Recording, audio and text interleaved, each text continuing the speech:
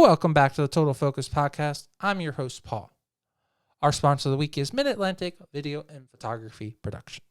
No matter if you need a photographer for a wedding, a special event, or a headshot, they are the photographer to get the job done. And if you are doing a wedding videography, a commercial, or a music video, they are the videographers to get the job done. So don't forget to reach out to Mid-Atlantic Video and Photography Productions for your next photography and videography job. Our special guest this week is Jasmine Rodulfo. She is the current Miss Empire State 2020, representing U.S. National Miss. She is competing this coming November for the national title. She's an incredible person with lots of experience doing pageantry, both an international Miss, USA Teen, New York, and I think a lot of you guys can really learn from her experience. Growing up in the Bronx, as she said, challenged being the only person doing pageantry and really rising above that and really exceeding and doing well. So if you're stuck at home in COVID and you want some positive people to listen to and really motivate you, Jasmine is the one. So please stay tuned.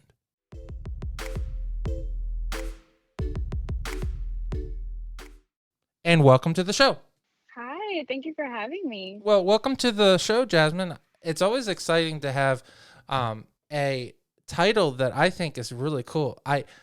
Not that many people get a very unique title like Empire State. I just think that's such a cool, really just unique title. And it's like I love comics, and to have that name, to have a title like that, it seems like it's like a comic book, like, because it's not New York and it's not like Big Apple, it's not like cheesy like that. Empire State sounds like regal and like fancy and like historic. It sounds so it just sounds so like, like 1920s, like high fashion, and Oh, then thank the system you're a you. part is so cool. I've had the opportunity to interview a couple of your national title holders, so it's always good to see and interview someone who's on her way to winning her national title and on the way to the journey. So what really drawed you to doing USA National Miss? Well, I actually started USA National Miss in 2015 when I was 17.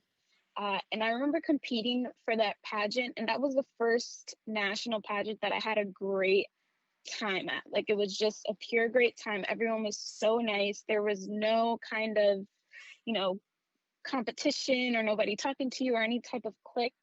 It was pure fun, and I gained a lot of friendships from that. And I remember this year, just something was gravitating me towards this system again. And I believe in everything they stand for, their Crown Cares platform, their positive pageantry platform. And I knew that at this moment in time in my life that this was a system that I would love to represent if I were to win the national title. Well, yeah, I absolutely agree with you. You should definitely pursue a system that really reflects your goals, values, and effort. And it sounds like it's definitely in line with all of those objectives.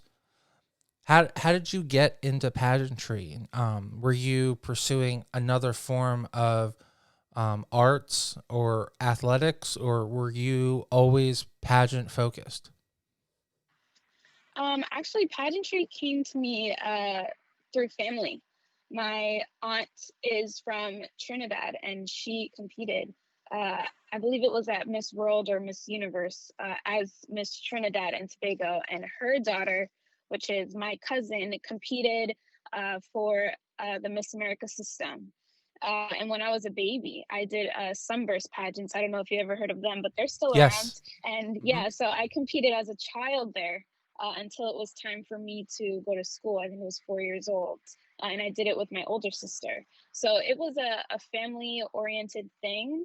But it wasn't really until I turned 11 years old that I actually, I was 10, and my cousin was doing Miss Louisiana for Miss America. And at that time, it was a huge production, and they had these fleur de lis princesses. So basically, there were little girls that were either family members or just small little mentees that looked up to the girls. And she asked me if I wanted to do it. And I said, okay, she's my cousin, why not? And it was really the first time that I traveled outside of my hometown of New York and got to experience it on a whole different level. I mean, there were cameras everywhere. You got to dress up, make up. It was a whole big production. And when I came home from that, I had such a great time. I went to my mom and I was like, Mom, I think I want to do this again. I really want to get back into it. And ever since then, it's just been a hard work and meeting people, and it's been consistent since then. Well, yeah, I would assume that it would be just natural if you have an aunt. You said aunt, right? Yes, yes, yes. That is being so successful in pageantry. That's like having any successful aunt or uncle that's a professional athlete. You kind of assume you're going to go into. I guess this is the family business in a sort the way to say it. Yeah. Do you do you find yourself does anyone put pressure on you, or do you personally put pressure on yourself that you want to live up to your aunt and really go further than she had, or equal, or that's just someone that's done really well in the family, and it's just another feather in the cap for the family if eventually you get your national title and you do well as well.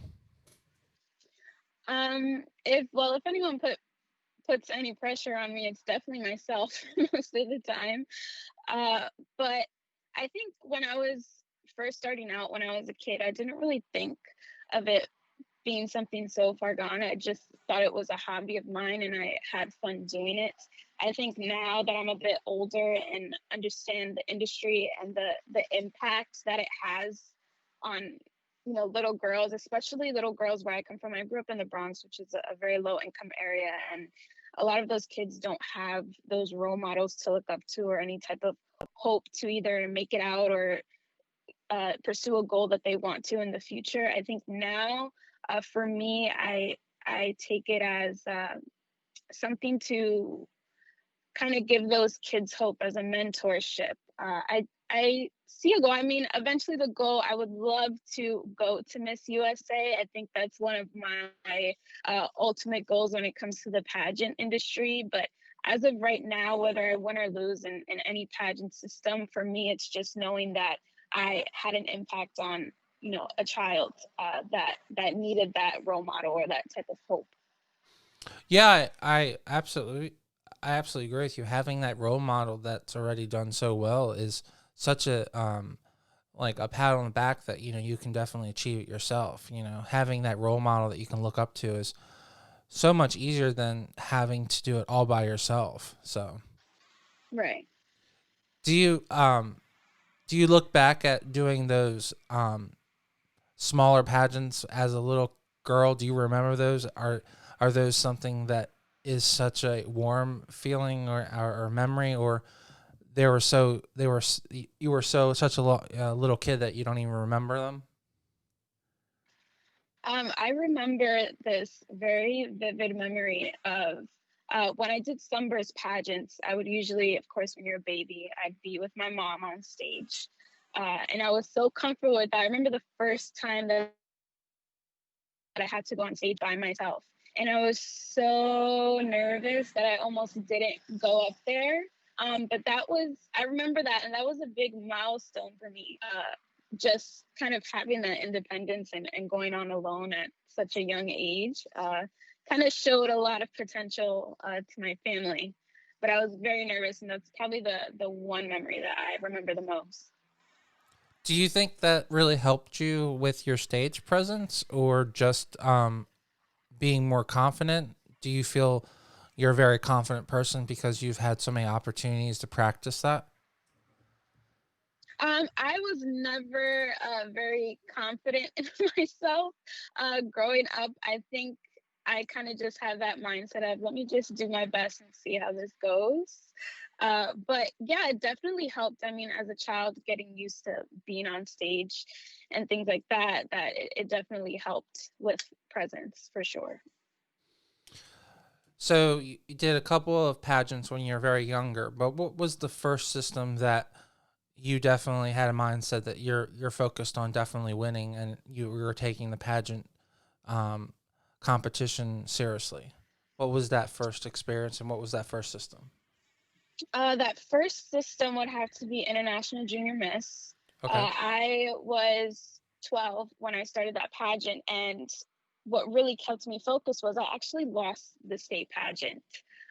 And at the time, I was doing systems with my sister, and she won the state pageant. So my mom was like, "Well, I'm not taking one without the other. Let's get you, an appointed title, and let's go."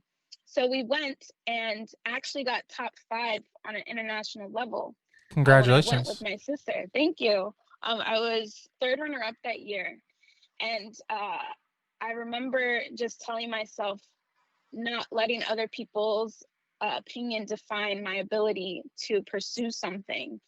And that was the first system where I was like, well, if I can make it on this international stage, I can definitely get further in this system. And I did that system for 5 years. I mean, placed top five every time, got so close.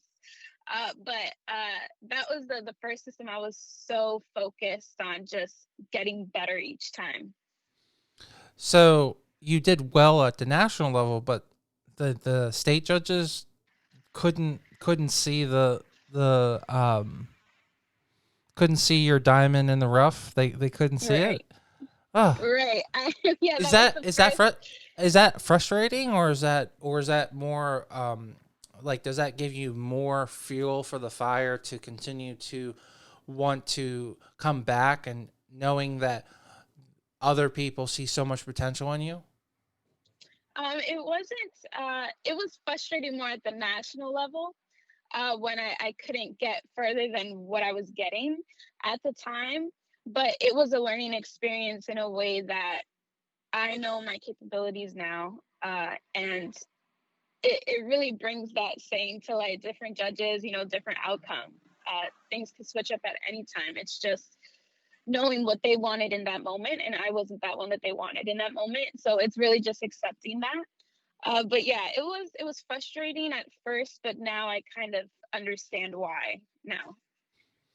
Yeah, I guess. Do you feel that sets you up for being able to deal with really troubling situations in the future, that you've dealt with so many disappointments as a young kid, and people telling you no? Um, do you think you're going to be better prepared now as an adult? Oh yeah, I think mentally I'm way more prepared than I was when I was younger, and that comes with anything, a job opportunity, anything that happens in life. But yeah, that was a huge learning experience for me, and like I said, is the reason why I don't focus on just winning. I really focus on the impact that I have in the pageant industry now than I did when I was younger. So there's a debate, a long debate that's been going on for probably 30 years. So are you under the side of people that everyone should get a reward, or you should have a winner and loser, and you should really feel that so that you can grow from that? Or are you on the side where everyone should get a trophy, even the person who finished 16th place? Um, I would have to say I'm Switzerland with that one because I mean everyone deserves recognition. Pageants are very hard and takes a lot to prepare. You never know what someone is going through, especially when preparing for a pageant. But at the same time, I definitely do believe there should be placements because that's where the learning opportunity comes in. I mean, for me, I lost so many times, but I gained so much experience and confidence from that, surprisingly. So I would definitely, I'm right in between with that argument. Yeah, I'm with you on this. I really think that I learned the most when I failed, and there's this argument that babies don't have this idea of failure. Like they don't, there's no pressure. So babies continue to fall when they learn to walk specifically, and they continue to Right. fall, and then they get up and fall and get up. So if babies were um, under like a lot of pressure to like not fall, maybe they wouldn't get back up because then they would be judged. So yeah, it's really a hard situation, but it's interesting. It definitely sounds like you've learned from your um, mistake is not the right word, but all of the interactions that have occurred, you've definitely learned, and it sounds like you've come out a much stronger woman. Would you agree with that statement, or do you feel that way? Yeah, I agree 100%. Yeah. Yeah. How does the interaction? You said you were 12 that first time, right? Yes. How does that interaction with a sister? Now, the sister was younger or older? My sister was older. I was in the preteen division. She was in the miss. Okay, so you weren't in the same division, but she won a title. So how did that interaction, for people that have sisters and they're competing, she won a title, you didn't win a title, and you had to basically go as you just went as an appoint title. How does that work out emotionally? Do you feel you It, did you feel like you worked it out well? Did you guys have any spats because of it? no, we never did. Now that I'm thinking about it, I think we were in this game for so long that we were just used to it. I was always happy for my sister when she won and when she placed. And I mean, if she won, it meant I was going with her anyway. So there was never any sibling rivalry. I think I had the best time being with my sister. It was really the only time that we had together to bond. It was the only time we'd take vacations together as a family. So we never looked at it that way. We were always happy for each other.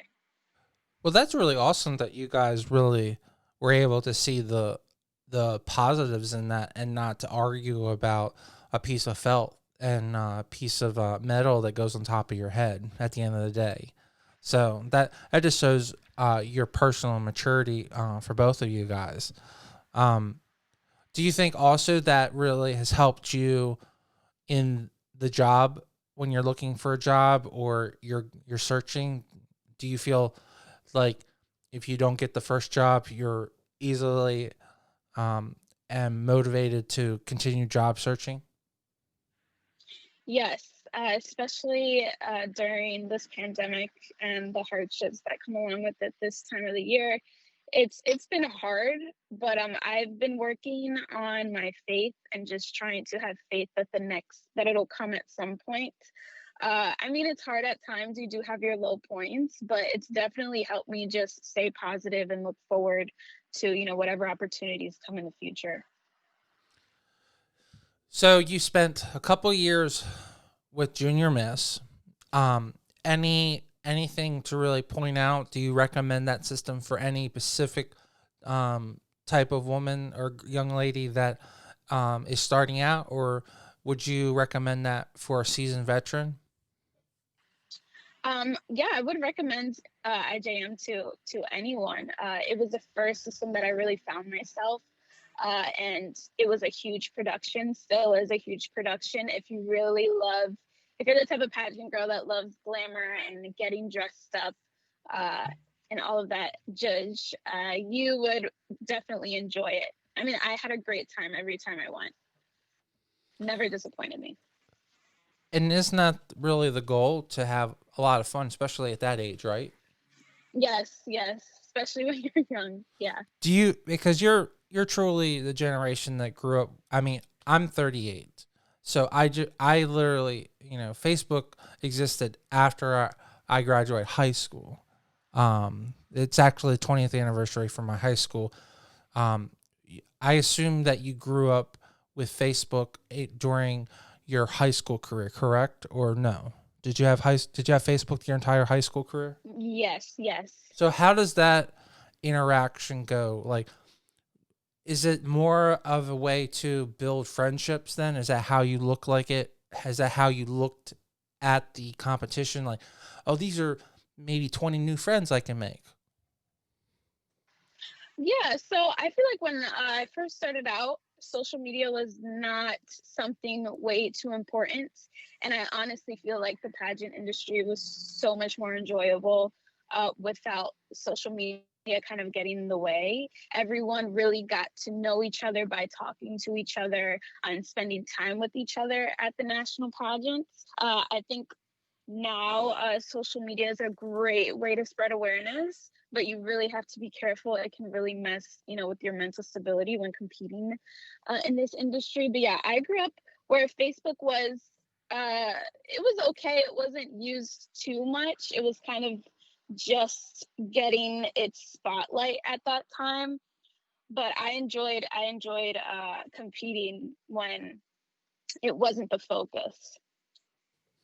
Well, it's nice to know that I'm not too old to know that there are people that remember that Facebook didn't, or Instagram, or Snapchat didn't totally impact the entire competition process. So at least that makes me not feel too old. So I appreciate that very much. Um, do you feel that because you were able to witness both sides of the social media impact? Um, do you wish you could go back to not having that impact at all, or have you really adapted your game to the current climate, and it's just a part of what it is now? There are times where I do wish I could go back. I do talk to my mom sometimes, and I'm like, why can't we just go back to the days where pageants were just for fun and we weren't volunteering just for a photo? Because unfortunately some girls do that, and social media plays such a huge role that there are pageant systems that care about that, and we weren't focused on that when we were younger. We were focused on preparing and having fun and looking forward to meeting new people. But now being in social media, I do, as a business, love it so much because it is a very nice way to connect with people all over the world. And at some point I would love to be a brand manager and work for people that want to build their brand on social media. But there are times where I'm like, I wish we could just go back, but I do love it. I'm very two-sided when it comes to social media and pageants. Well, pageants are a very interesting dynamic because they have such a historical significance, and it's very interesting how we went from a society that um, rarely thought that pageants were accepted to a society where most people think that they still are pretty acceptable and have become a pretty normal part of society. It's very rare that you run into the person that thinks that pageants are passe or um, looking down on women anyway. Um, do you think that is because of social media, or is that just because society has adapted to giving women more opportunities? I feel social media has nothing to do with that. I think it's always been that way. A lot of people have looked down on pageants, and I remember being young and watching Miss USA and people just making comments about, oh, it's all about beauty, it's whoever's the prettiest. But actually being in it, it's a lot of hard work, and a lot of girls do this for scholarship opportunities to gain some money and get their name out there. So I feel like there's always been this social stigma surrounding pageantry, even when it first began. And we've come a very, very long way when it comes to inclusivity, and scholarship opportunities, and having a platform to talk about social topics that are important to us. Unfortunately, I do feel like there will always be a stigma around pageantry. You just really have to experience it to understand it a little bit better. Because whenever someone approaches me and is like, oh, I want to do a pageant and all of this stuff, I'm kind of like, okay, well, you need to prepare. Like, it's a lot of work. It's not what everyone in society says it is. Yeah, I would agree that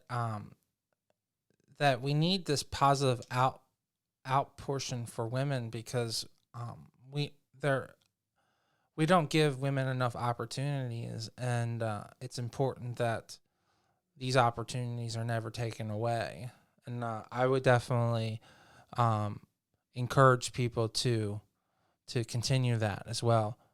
And the scholarship part, like you mentioned, is really important. Do you specifically only pursue pageants that make that a priority and not pursue pageants that are focused on the modeling aspect and maybe providing you a modeling contract?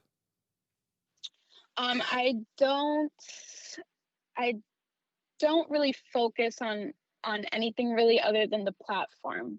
I want to be in a system that has a platform for me to talk about things that are important to me and that I want to spread awareness about. I think the scholarship opportunities are great. I think the modeling exposure for you is great. For me, yeah, like I said, I'm a social media addict, so any type of exposure is great exposure for me when it comes to pageants. But I really just focus, like I said, on the mentorship for young people and diversity and inclusiveness, and just talking about things that are important to me. So as long as I have a platform and I'm able to talk about things, and there are some systems out there that don't allow certain topics to be discussed. So I try to stay away from that. As long as I have the freedom and platform, like I said, to talk about things that are important to me, that's all that matters. Do you enjoy having that title to use to really impact the initiatives that you want to go towards? Do you see that that makes a difference, or do you feel that you could have started a non-for-profit or volunteered um, at a non-for-profit that's already focusing on that and still make the same impact? Or do you think that having that title makes a bigger difference and people listen more? Well, I've been doing a lot of volunteer work and speaking out since I was a child. I was a Girl Scout for 14 years, and we focused a lot on giving back to the community. I earned all of my awards, which focus on volunteer work and helping certain organizations. So I always been involved, and being involved in pageants as well with that has shown me that when you have a banner on and when you have a crown on, people look at you and they gravitate towards you, and it gives you a little bit more leeway to talk about what you want to get that platform. So even though I've already been involved, but having that banner across your chest, Miss Empire State or Miss New York or whatever it is, it gives you that pull a little bit. Especially when you have an awesome pageant title name like Empire State. It really no, seriously. Um, it's very juvenile, but like it's such a great name. You could have just like a generic state name, but like I really love these regional titles. IGM does it. The system you're in, Miss National Miss does it. So, U.S. National Miss, and it's always good to see these.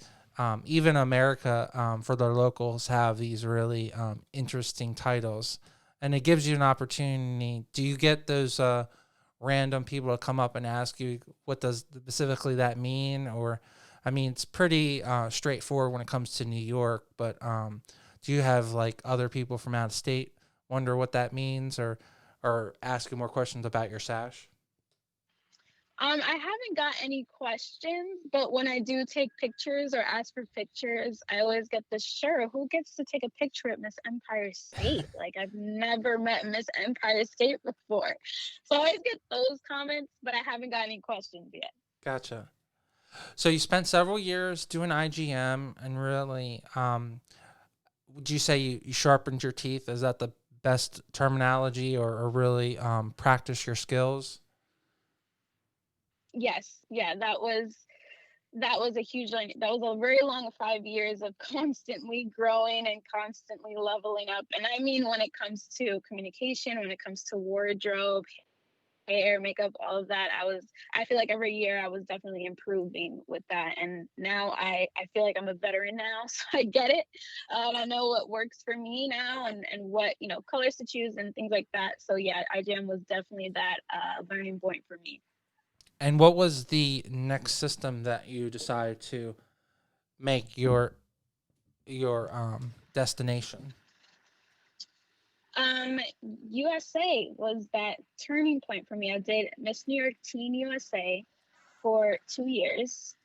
And I honestly, as much as I wanted to win, I just had the best time at that pageant. I mean, New York really does it big. It's the biggest USA pageant, state pageant, uh, in America. So I mean, we had the I just had the best time there, and I always wanted to go back. And I did great. I got top 15 the first year. I got top 5 the next year. After that, unfortunately, it was my last Congratulations. year. Thank you. But that was the big turning point for me. And when I did New York uh, Teen USA, I told my mom, I said, I want to make sure I like this pageant before I go on to do, the big Miss New York USA or any other USA state title. And I loved it so much that I was like, okay, this is the system I want. Because I mean, when you grow up in pageants, it's like, am I gonna do Miss America or am I gonna do Miss USA? I gotta try out, see which one that I like Well, the you best. just earned a huge gold star in my opinion, because Oh, there's thank you. my in my definition. If I'm ever blessed with to have a daughter, I would say that there's only two, and the other ones are all starter pageants. And please don't anyone get upset by me saying that, but there are two that are on national television, and then there are the other ones that don't have national television. So, and there's nothing wrong with that, but there is a fact. There is a first place and a second place. So, Right, right, right. But those, I mean, those are the two top tier. When growing up, that's what you see. So I just gravitated toward Miss USA, the Miss Universe organization, and I love everything that they're becoming now. I think in the past 2 years they did a huge change, so I'm so happy about that, and what they represent and what they care about now. So I I I just been, hoping Miss USA is a thing for me in the future.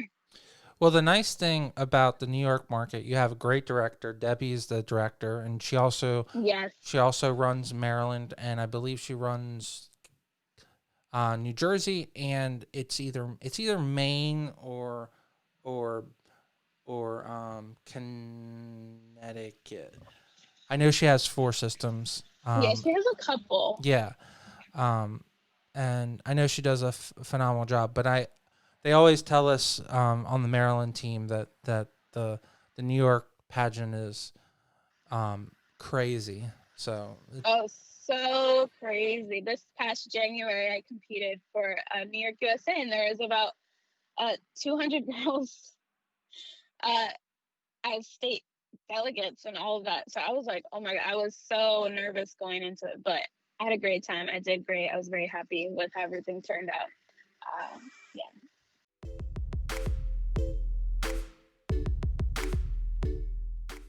I just wanted to take 1 second from this great interview and talk about our sponsor of the week, Mid Atlantic Video and Photography Productions. No matter if you're planning a wedding, a special event, or you just need an amazing headshot, they are the team to get the job done.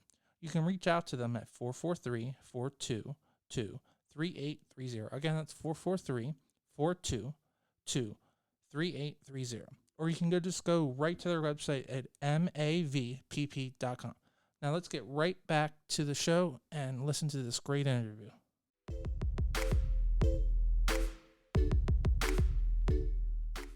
So you spend 2 years competing for Teen USA, New York, and then are you competing in other systems while you practice and you learn more about USA, or were you just focused on USA?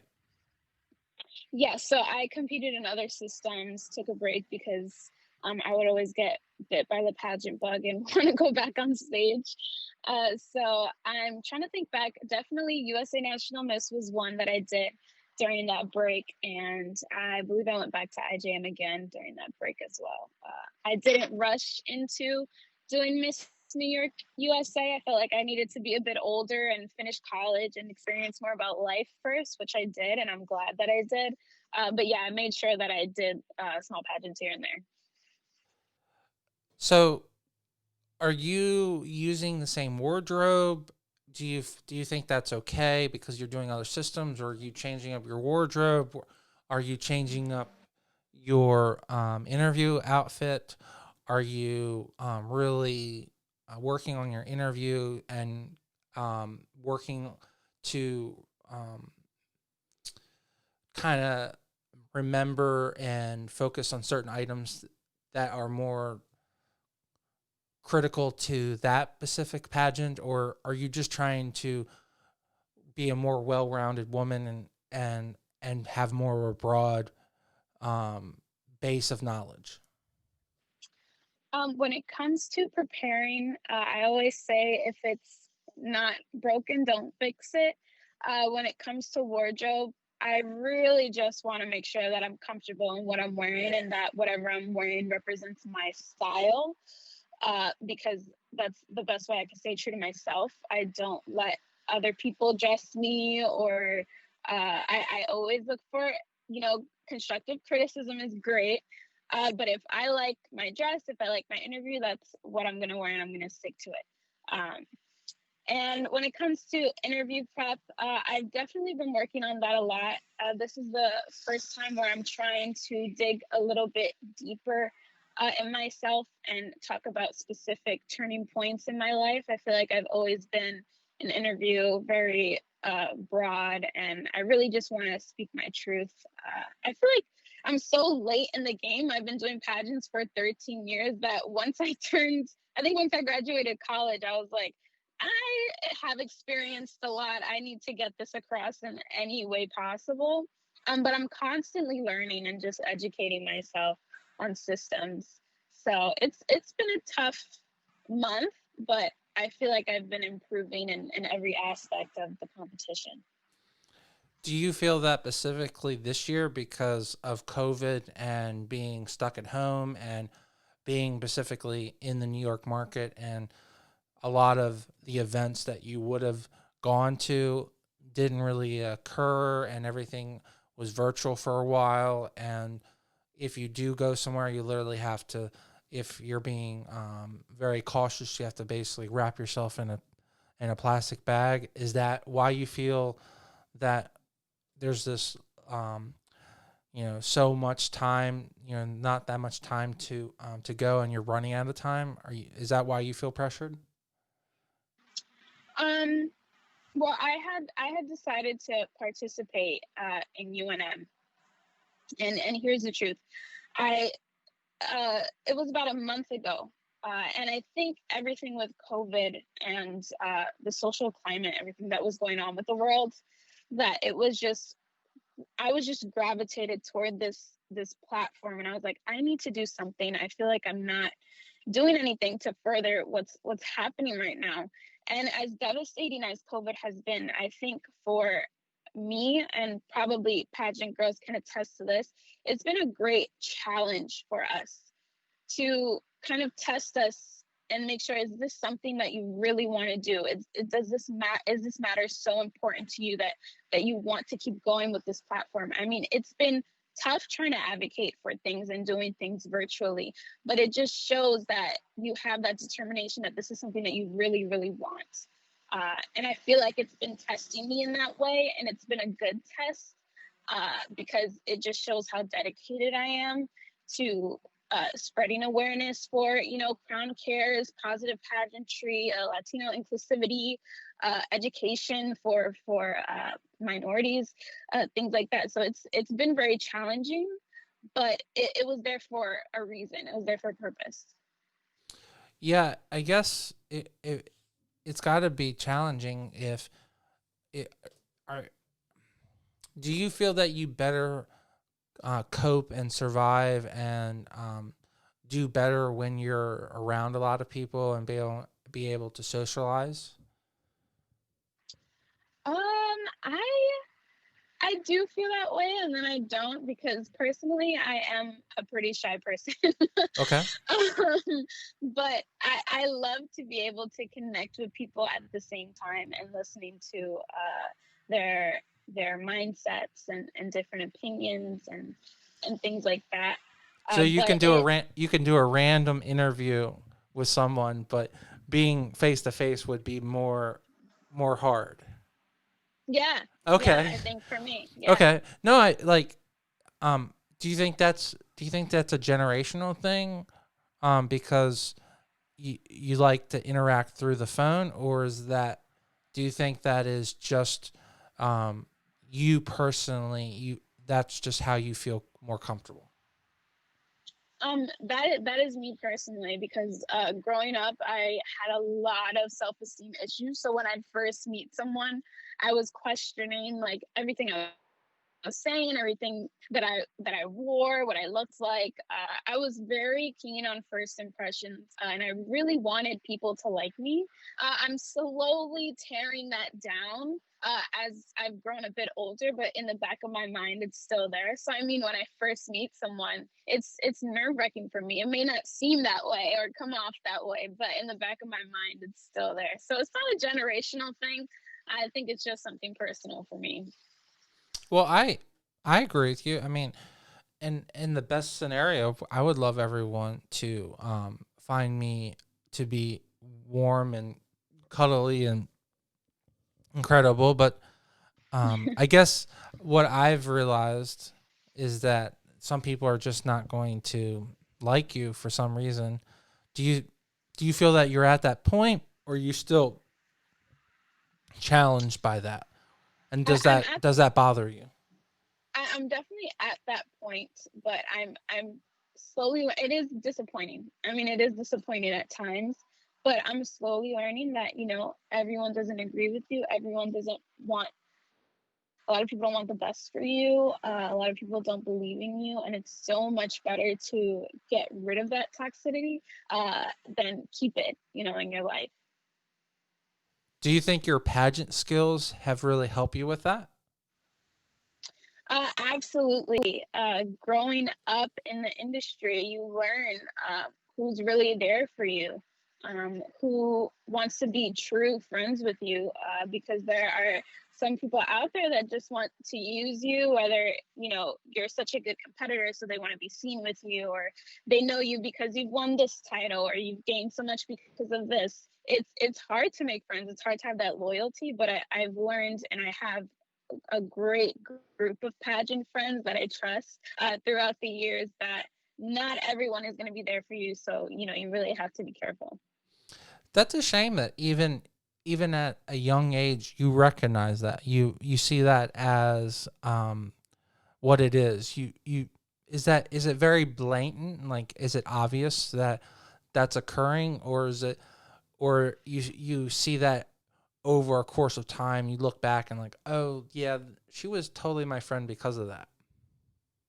Yeah, so I look back on it a lot. I've had some quote unquote friendships with people that were like that to me. And looking back, I'm like, wow, why didn't I see the signs? But I think I was just so desperate for friends or just wanted to have that connection with someone in the industry because I grew up in the Bronx. So I mean, I was the only girl in school that did pageants and would always make fun of for it and always recall things. So I never really had someone to talk to talk to them about pageantry and like, talk about dresses and the designers that we like. I didn't have anyone to talk about that stuff with. So at a young age, I was kind of open to any type of friend. But now looking back, it's like, oh man, I could have definitely uh, saw the signs with this one, or I should have just laid back and observed before kind of opening up. But it's hard. It's hard. So I actually have uh I would love a little bit more concept on that. So I understand you lived in the Bronx, but maybe as an adult, I would say, well, you live in the Bronx, but you're only, I guess, like a 30-minute train ride to any of um, the other boroughs, and Hmm. you could network, or go to a shop. But I guess as a child, I guess you are kind of restricted. Like I was, don't leave the neighborhood. So I guess, is that the same thing with your parents? Please don't leave the Bronx. Is that basically what the rules were when it comes to? So you had to stay in your network. Is that basically, or did you feel that way? Yeah. So growing up, Manhattan was the only other borough that I could travel to. It was about 20-minute train ride. Okay. And when you have an older sister, it's like wherever she goes, you can go. but you can't go on your own. And was I was born and raised in the Bronx. I was there from when I was born until I was 17. So I didn't have that kind of adulthood or freedom yet to go out and network and make new friends. Even the school I went to was a middle school and a high school. So I stood in that high school with the same people Oh my from God. fifth, That yeah, from that's a fifth grade lot. to, That's a yeah. lot. Okay, I have to ask. I know you're answering that question, but I just need to ask this question, and then you can Yeah. proceed.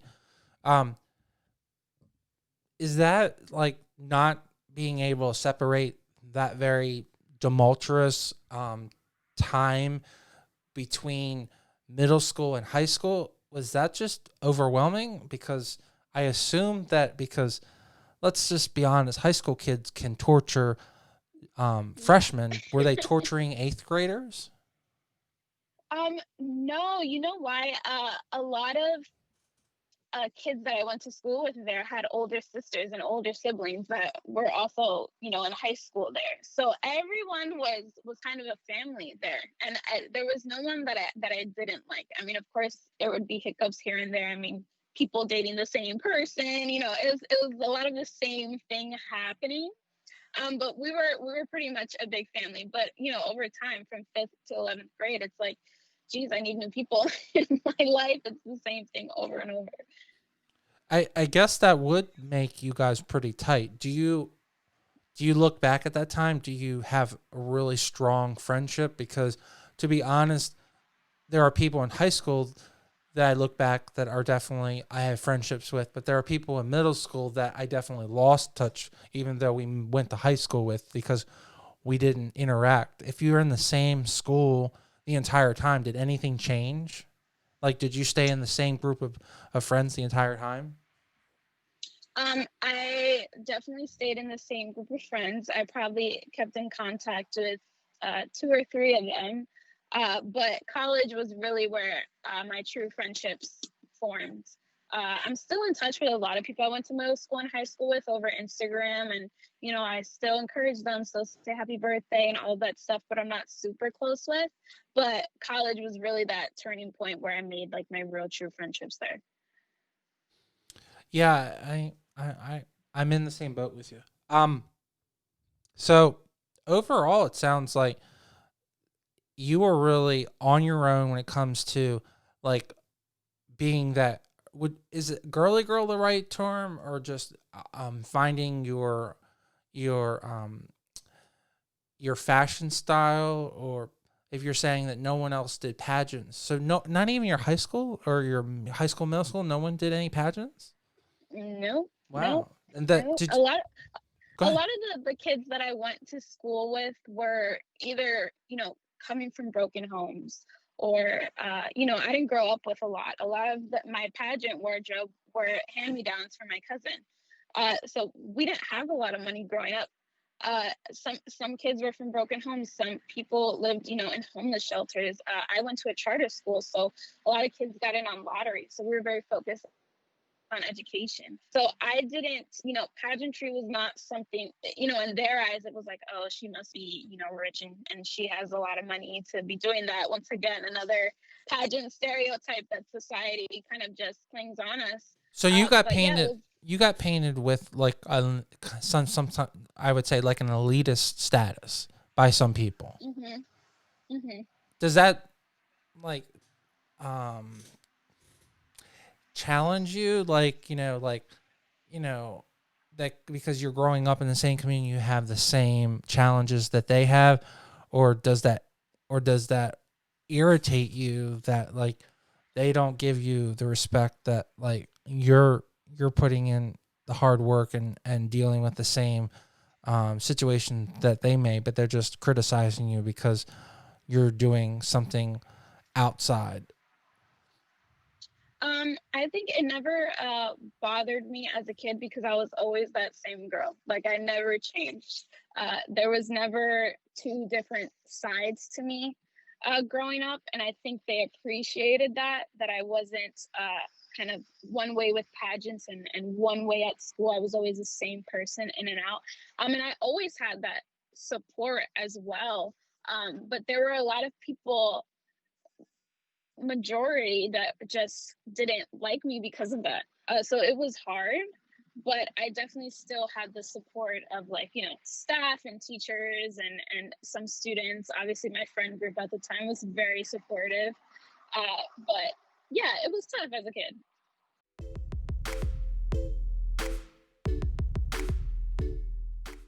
I just wanted to take one extra second and talk about our sponsor of the week, Mid-Atlantic Video and Photography Production. No matter if you're planning a wedding and you need a wedding videographer, you're doing a music video, or you're doing a commercial, they are the team to get the job done. You can reach out to them at 443-422-3830. Again, that's 443-422-3830. Or you can go right to their website at mavpp.com.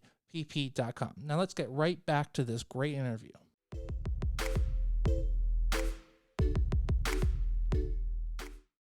All right, Jasmine, this is the part of the show where I give you the floor and talk about anything that's really important going on in your life that we want to put an extra focus on and point out. And we really want people to know more about you and what you're focusing on. So what is some really important things going on right now that we haven't had the opportunity to talk about and address? Well, right now I am really focusing on the Latino community. When it comes to personal life and pageant life, I've been trying my best to educate myself. I was talking to my friend, Miss Delaware USA, the other day about how I was a very late bloomer when it came to learning about my heritage. So I'm trying to learn myself along with the world. So if you visit my Instagram or my pageant Instagram, it's all about Latino inclusivity and educating others on just people in the Latin community that have really taken leadership and helped us come to the forefront. So that's what I'm trying to work on right now. I'm also working on brand management. When it comes to my personal life, trying to find some people that I can experiment on when it comes to social media. So I've been having a good time with that, but I've been very busy, to say the least. Well, it's really good that you're being able to be so proactive during such a huge, critically downtime in our society. Is there anything that we can do that we can support you when it comes to really helping the Latino community? And is there any bills coming up in Congress, or is there anything coming up in the New York Assembly that would be some proactive bills that would really impact the community and change things? I think the best thing people can do is look up some Latino organizations. The Hispanic Federation is a great one to start off with if you want to learn more about how you can help Puerto Rico, because they are still suffering. I was just there in June, and they need help. They need a lot more help. But really, most importantly, please educate yourself on Latino history. It's very hard. There's so many different words. I mean, Latinx, Afro Latina. There's so many things that you can learn to kind of just educate yourself on the matter. I've been trying to do the same thing as well. It's also right now Hispanic Heritage Month. I know this is pre-recorded, but I want to say that it's Hispanic Heritage Month right now. So definitely look into that as well. But just education. Which is October, education. guys. So let's make a point Yes. there. I do apologize when this is released. It will not be October, and I apologize, but we definitely want people to know that in October we want to give all of our lovely countrymen an opportunity, just like we do in February. And we should be thinking about all of the wonderful people that make this wonderful country, but specifically lovely people that are really in need of help in Puerto Rico for sure. So Yes. I assume you're a pro statehood for Puerto Rico. Yes. Yes, and I agree with you.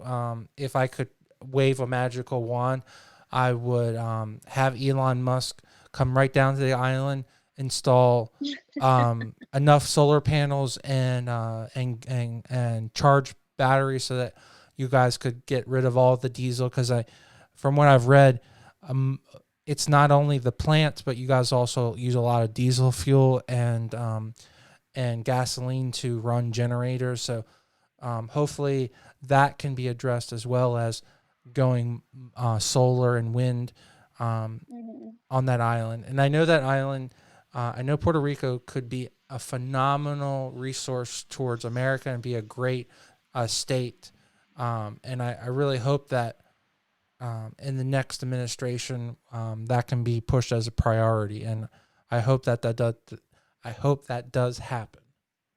Yes, I agree. If anyone hasn't been to Puerto Rico, it is a phenomenal, and I'm going to say state to visit, because it really should be a state. It has phenomenal beaches. It has baseball. If you're big baseball, it has historical landmarks. It has one of the coolest forts you can go visit. So there's no reason why you shouldn't be wanting to help such incredible people that love us, and they want to be Americans as much as anyone else. It's not like Hawaii, where they don't really want to be in the United States, but I know most Puerto Ricans love being Americans, and they make America so great. So Yes, they're very prideful, very welcoming. absolutely, yeah. Even if you can't donate to an organization, I know it's not safe to travel right now, but vacationing there helps them a lot. Absolutely. As well, even if you want to visit. So yeah. Well, as soon as there's a vaccine, that's going to jump right back. I know that the nonstop flights from New York to Puerto Rico is a huge market. So I know that's going to jump back very quickly. I've actually owned a travel agency with my mom for 15 years. So wow. Yeah, so I know that that's a market that will jump back as soon as there's a vaccine. So, well, is there anything else that's really important that's going on? Because at this point, I'm praying that you have a national title, and I want to definitely invite you back on, because that's how I always think, is always thinking positive. So by the time this episode, you should have a national title. So is there anything else going on that we definitely want to promote? Well, I just want to say thank you so much for having me. I think this was a great conversation. Oh, thank you. I've never been this open, so I'm very happy that we were able to talk. I own a photography business, and I own a travel agency, and I really like to use my podcast as a way to give people a really great idea, and like opening a book, an insight to a community that they want to get into. If you want to be a model, if you want to be a pageant contestant, then the only way to do that is to really learn from other people. You had the benefit of having an aunt that did really successful and went on to getting a national title.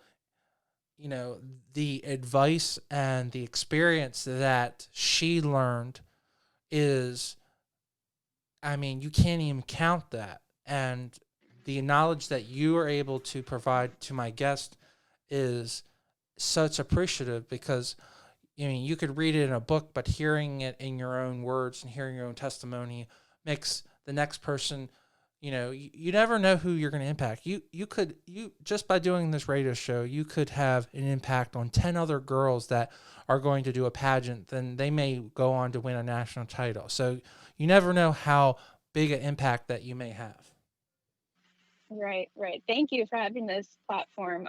Pageants needs this. They need Oh, this. absolutely. And I think that women need this opportunity more too, because I think that we honestly, being a white male, I know that we hold women down too much, and I think we need to give women more opportunities to be the leader of the community, and to give those opportunities and giving women more rights and be equal in every aspect is what we need to make the goal and actually make it happen. So I'm definitely pro that.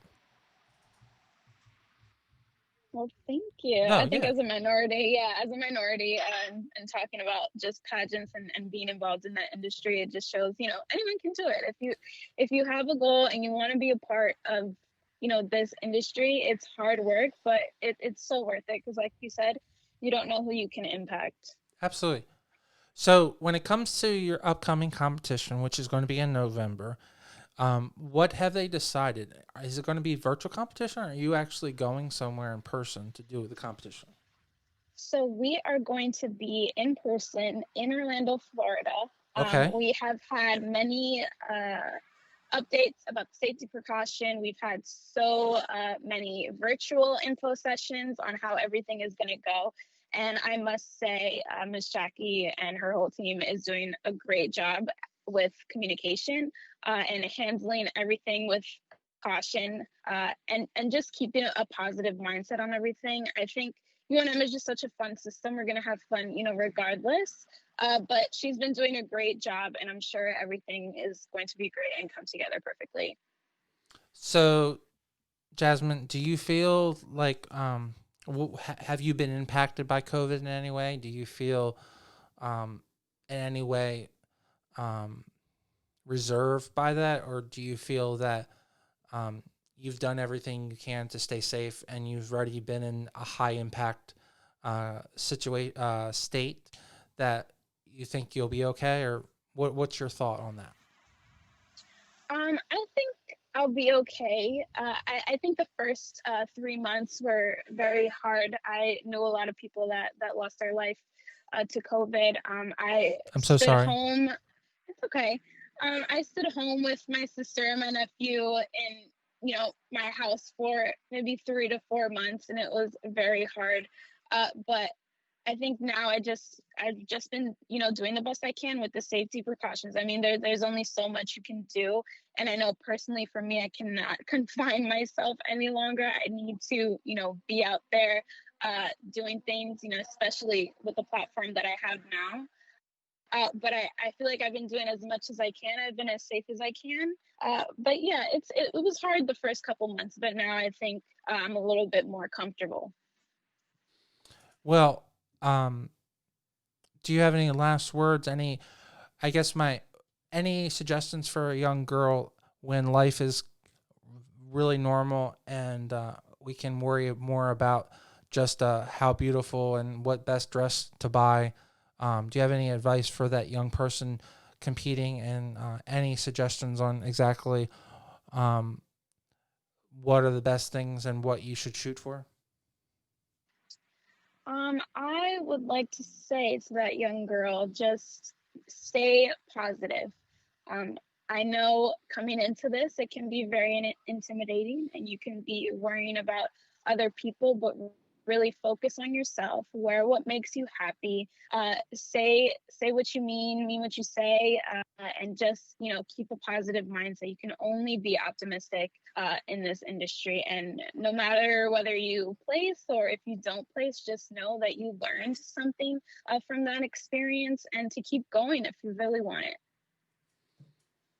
Well, Jasmine, I really appreciate you coming on the show, and I wish you only the success. And like I said, by the time this episode drops, I will be rooting that you have your national title. So I will Thank ask you. in advance that you should please come on and talk about the uh, national competition experience, and would love to talk about doing some photos with you. So we definitely have to get all of that achieved.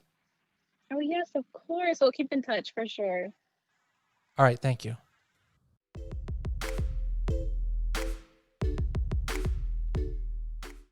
Jasmine, thank you so much for coming on the show. It's always incredible to get more knowledge and more insight about how other people grow up. Um, Living in Maryland, you never really get this concept of this big city concept. And you always assume that if you live in one of the boroughs of New York, that you kind of like everyone knows everyone. It's also interesting that you also still have like a small network. Um, and yeah, to me, it's just like I would assume that you would have friends with like all around around all the boroughs because there's so many people living there. It's interesting how that works, and it's very interesting how the dynamic and everything worked out. So thank you for that education. I appreciate that. It was really awesome to hear all of the interesting levels that you've really competed at and really done well. And I really hope you do really well at nationals. And I hope by the time this episode is posted, you've won your national title. And I'm congratulating you as national title holder. So hopefully, kudos to you. To all my lovely listeners and stuck at home with COVID, I really thank you for making my YouTube channel and my iTunes channel on iTunes a success, and I appreciate all of you guys very much. Don't forget, we are both on YouTube and on iTunes, and we appreciate a subscribe and a follow on both of them, and we love comments. Please tell us what you're thinking about. Give us a thumbs up. And as you guys should know, if you're following us or if you're just learning more about us, we also, on this channel, we also have a movie review show with my co-host, Ivan Carlos, where we talk about movies and we just have a great time. Recently, we just recorded our review of Bill and Ted's Excellent Adventure, and we also did a movie watch along. So you'll be able to watch the movie and hear us give you our hilarious commentary. So I hope you guys appreciate that too. So for myself and my co-host Ivan Carlos, I hope you guys enjoy it. And as always, please stay